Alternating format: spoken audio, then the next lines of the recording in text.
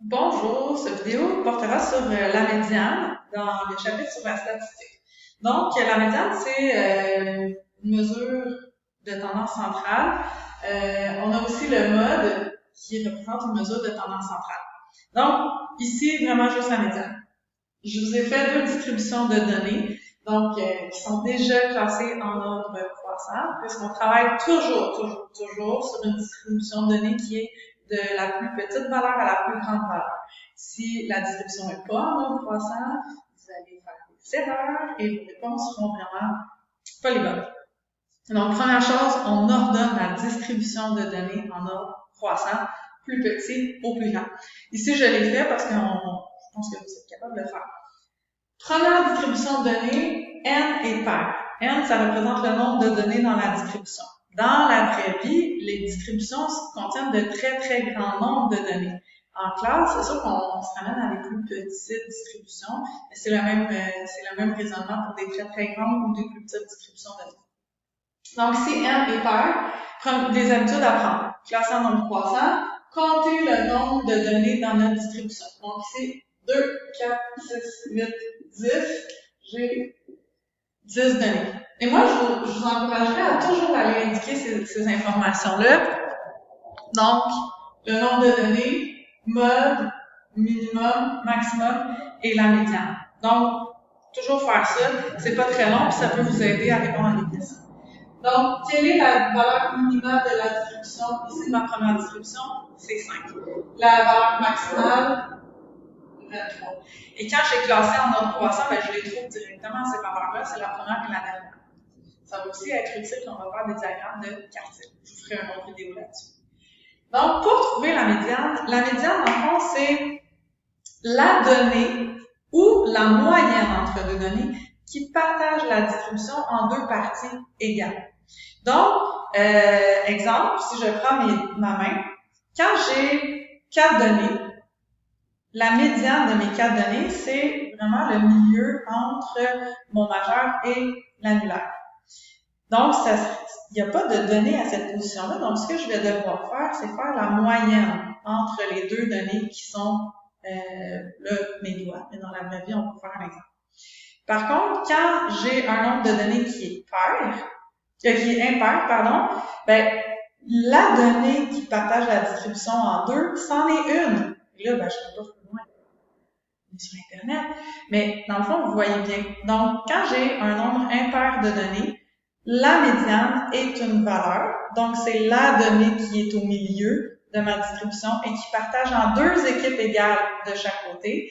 Et quand j'ai un nombre pair de données, ben, ça va être une moyenne entre les deux données qui sont de part et d'autre.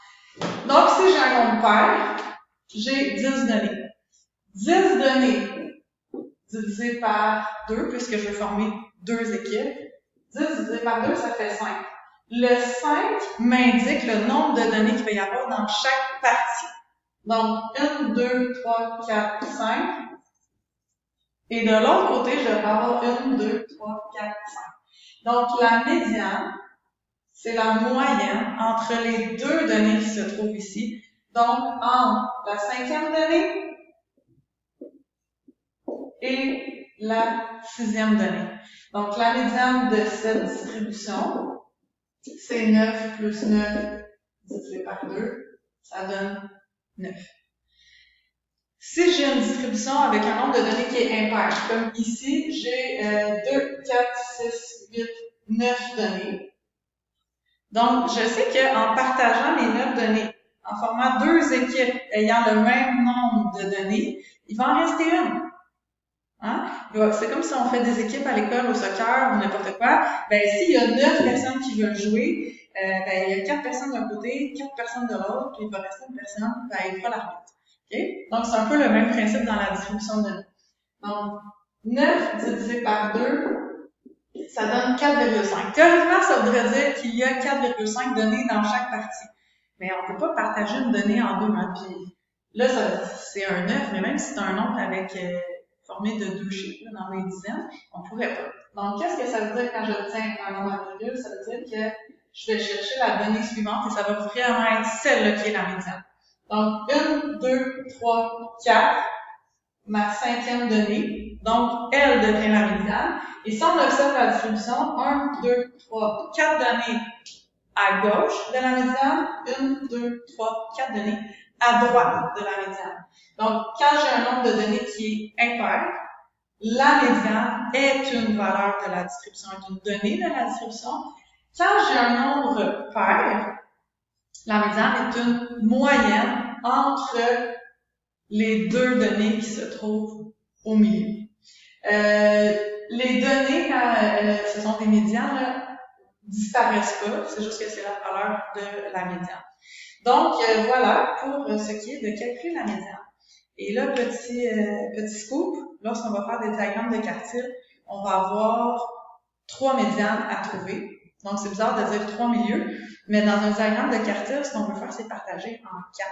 Et pour partager en 4, ce qu'on peut faire, c'est partager en 2 et repartager en 2 chaque moitié, ce qui va nous faire des corps. Donc, voilà pour la notion de la médiane dans une distribution de données.